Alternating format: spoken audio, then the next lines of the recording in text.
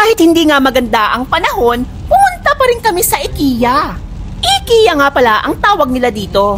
Hindi IKEA na kadalasan nating binibigkas pag nasa Pilipinas tayo. At ayan nga, malapit na kami sa IKEA. Halos 45 minutes din ang aming binyahe papunta dito. At nang nakarating nga kami dito, pinuntahan agad namin ni Jowa ang mga kagamitang pambahay. Oo nga pala, kaya kami nasa IKEA ay para nga pala dito. Pinapapili niya ako kung anong karapat-dapat daw para sa bahay. Madalas kasing sabihin sa akin ni Jowa ay, "My home is your home too." At kahit madalas nga niya sabihin sa akin yan, hindi pa rin talaga ako kumbinsido kung dito na ba ako titira. At dahil nga, naninibago pa ako at hindi pa ako sanay sa pagtira dito. Dahil nga, nasanay ako sa magulo at maingay na buhay sa Maynila. Kaya nga, pabiyahe-biyahe lang muna ako para unti-unting masanay ang aking sarili. Dahil nga, nung ikalawa at ikatlong linggo na ang pagtira ko dito, medyo naiinip na ako. Medyo may homesick feeling na.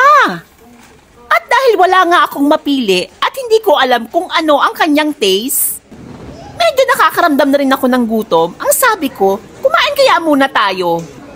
At nagpunta na nga kami sa food court. Siyempre, ano ba bang hahanapin mo dito? Eh di pagkain!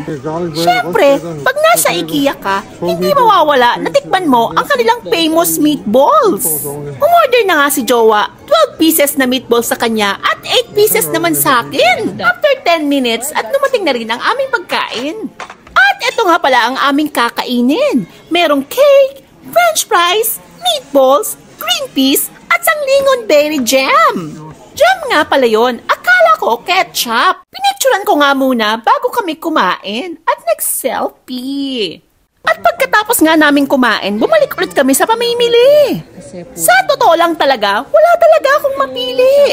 Dahil nga, hindi ko pa masyadong alam ang kanyang taste. Dito nga lang ako natuwa. Pagpunta namin sa mga gamit sa kusina. Dahil nga hilig ko magluto at kailangan ko ng mga gamit para sa kusina. At pagkatapos nga, dito naman kami sa mga ilaw at mga lampshade. Nakakatuwa lang dahil nandito na lahat ng kailangan mo para sa bahay. At nakakita nga ako ng totoong halaman na may kasamang bulaklak. Sabi ko nga, ito na lang ang kukunin ko dahil indoor plants nga ito, pwedeng pan-display sa loob ng bahay. At nakarating nga kami dito sa kanilang pinakamalaking bodega. Malaki rin pala ang IKEA dito. Alam niyo ba, ang IKEA is galing talaga sa Sweden, na kapitbahay lang ng Denmark. At dahil nga masarap naman talaga ang meatball sa IKEA, sabi ko bumili si Jowa para sa bahay. Pati na rin nung gravy sauce at nung lingon berry jam. Kasi manamis-namis. At iilan nga lang pala ang aming nabili dito dahil hindi nga ako interesado para sa mga furnitures para sa bahay. At sinalangsang na nga ni Jowa sa kanyang sasakyan. Sabi ko, humanap ka ng Asian store at dito nga kami napunta sa KFT. Pag nagpa-park ka nga pala, siniset yung oras kung anong oras ka nag-park. Bawat sasakyan nga pala dito, may ganyang orasan. At eto nga, nakita ko na ang watawat ng Pilipinas. At syempre, hinanap ko agad kung ano yung mga pangangailangan ko sa pagluluto. Kita na nga ako ng toyo at nitong suka na pagkahirap-hirap hanapin dito.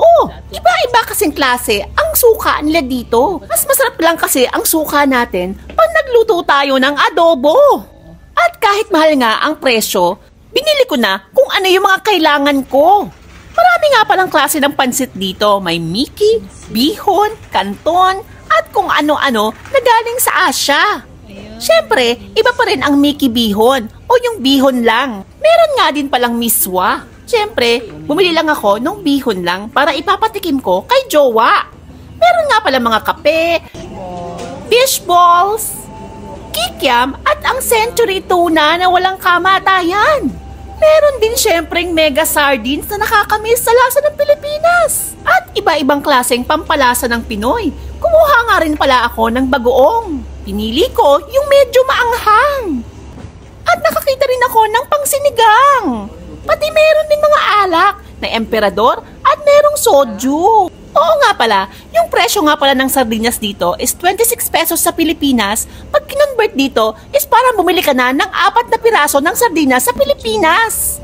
At etong spicy na oishi, 22 Danish kroner, pag kinonvert mo sa Pilipinas is nagkakahalagang 185 pesos na yan. First time nga lang pala makakita ni Jowa ng oishi na caramel popcorn. Dahil nga nahiwagaan siya, bumili siya ng 1 piraso para tikman lang niya. At natuwa nga ako dito at nakakita ako ng panglumpia. Meron ding Red Horse.